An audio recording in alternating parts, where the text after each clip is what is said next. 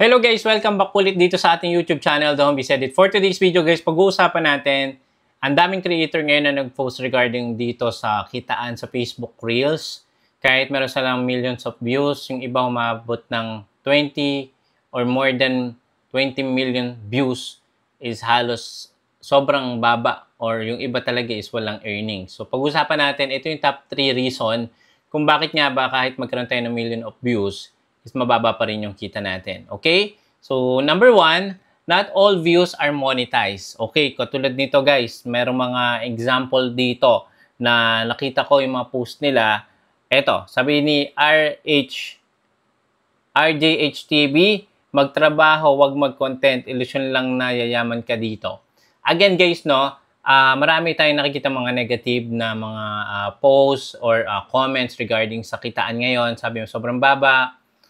Again, kung passion nyo yung pagko-content or talagang kinahiligan nyo na to, sinasabi nyo sa gawain nyo, ituloy nyo lang. Huwag kayong mawalan ng pag-asa. Ang daming social media platform ngayon na pwede nga tayong kumita.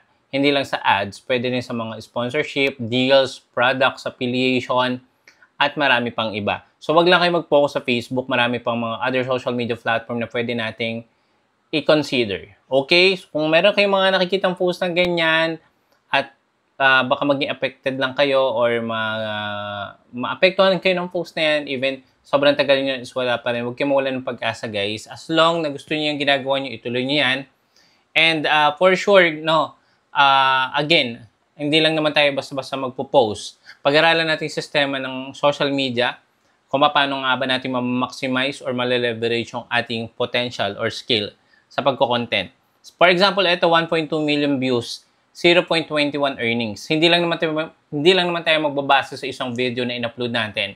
At kapag yan nag-boom, is kikita na kaagad. Wala pong ganun talaga.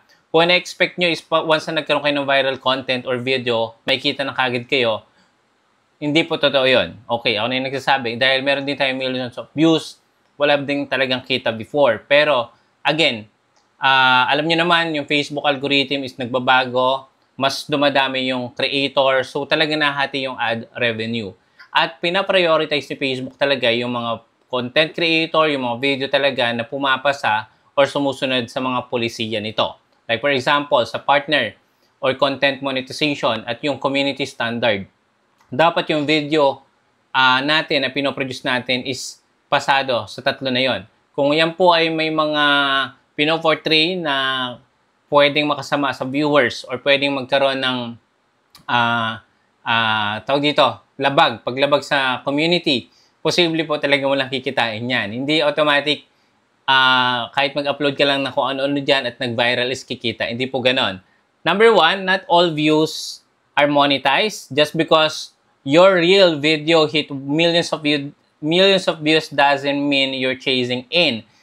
Facebook only pays for views that meet strict criteria. Okay, viewers must be monetized dun sa country. So, Philippines is, again, monetize naman tayo. Pwede tayong talagang ma-monetize.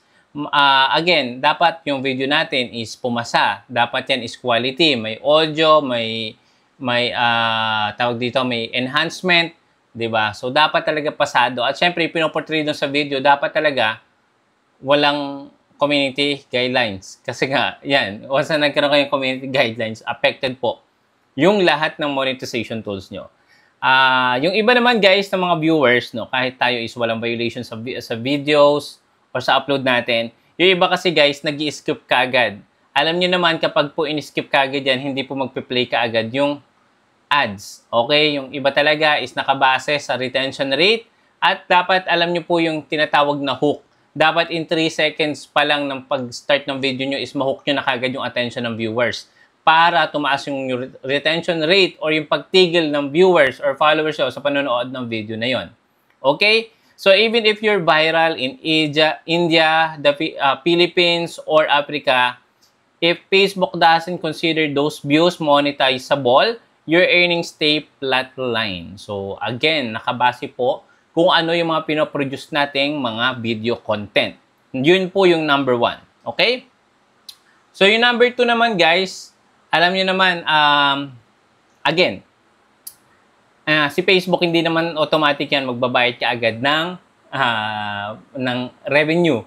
Dapat si creator ay monetize, di ba? Sabi dito, Facebook doesn't pay creator automatically. Going viral doesn't guarantee a payout. Unlike YouTube. Yeah, YouTube talaga guys, once talaga na-monetize kayo at pasado naman yung content nyo, automatic yan, makita yan. Unlike YouTube where monetization kicks in once you're eligible. So, totoo guys. Facebook require extra step. So, you need to manually join their monetization program like professional modes, Reels bonus, or stream ads. And not everyone are qualified. Kung yung content mo ay nag-millions of views pero hindi ka naman monetize, wala din po talagang kita yan. Okay? Kahit nag-100 million of views yan, meron nga tayong kinontent last time, no? Na meron siyang 100 millions of views pero walang earnings kasi nga hindi pa rin sila monetize until now. So, dapat po talaga ma-turn on natin professional mode, ma-invite tayo sa Reels bonus program or sa content monetization tools para po talaga tayo ay makasahod once na nagkaroon tayo ng viral content. Kung nauna yung millions of views mo or yung viral content mo at hindi ka pa monetize, wala pong kita yon. Yung monetization nag-start kapag po tayo ay monetized na or invited na. So even with millions of views, if you haven't activated monetization, you're literally leaving money on the table. So, sayang talaga. Viral without setup equals zero earnings or 0 cent. So, ganun yun. Okay? So, dapat i-check natin palagian yung ating professional dashboard. Okay? So, meron pa dito. Ito yung sikat to na creator, si Doc Adam. Ayan. Meron siyang 13 million views in the past 28 days. At ang earnings lang niya, guys, is $28. So, sobrang baba. Meron pa dito, ito, kilala natin ito.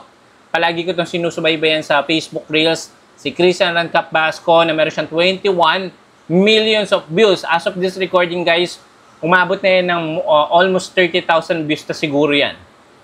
Pero imagine nyo, $13 lang. Okay? Walang violation yung videos, walang violation yung profile, yung kanyang page, pero walang earnings.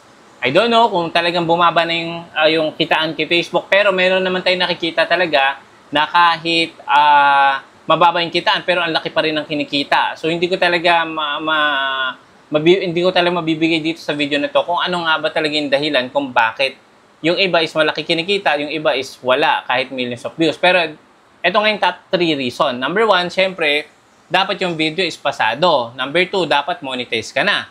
Okay? So, yung number 3 naman, guys, yung number 3, ito, watch time is more important than view counts. So, explain ko lang po ito, no? Here's the secret. Ayan, secret.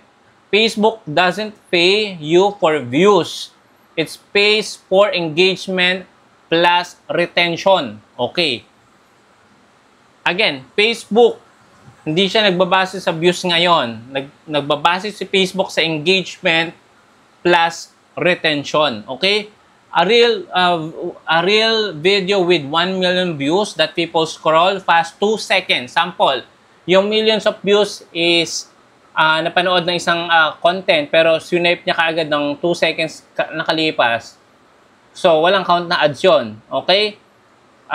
We'll earn less than with 100,000 views that people actually watch till the end. So, meron pong ganun talaga na nangyayari. Yung millions of views na panood, in-skip ka agad, merong 100,000 views, pinanood ng buo. Mas malaki pa yung kita ng 100,000 views compare dito sa millions of views na mabilisang in-skip. So, yun nga yung retention.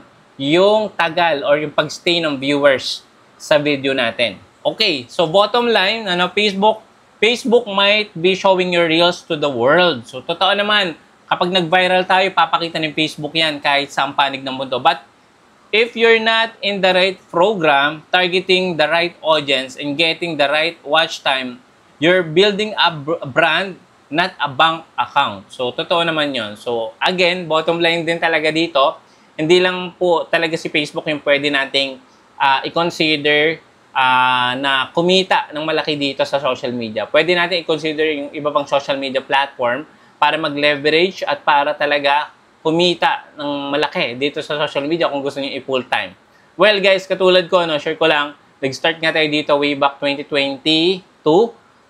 Sa YouTube tayo nag-start, then sa Facebook, and then ngayon guys, meron na tayong mga traditional na ginagawa ng pinagkakitaan. Hindi lang tayo umaasa sa Facebook. Alam nyo naman, once na talaga na demonetize ka dyan, walang kita talaga sa Facebook.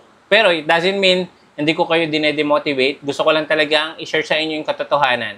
Okay, wag lang tayo mag-rely dito sa Facebook. Mag-create pa tayo ng others earning potential or earning stream sa ating ginagawa. Okay? So yun lang for now. Maraming salamat. At kung nakatulong ito guys, don't forget naman to subscribe and click the bell icon para kapag meron tayong mga next coming video, manonotify po kayo kaagad. See you again sa next video. Bye-bye!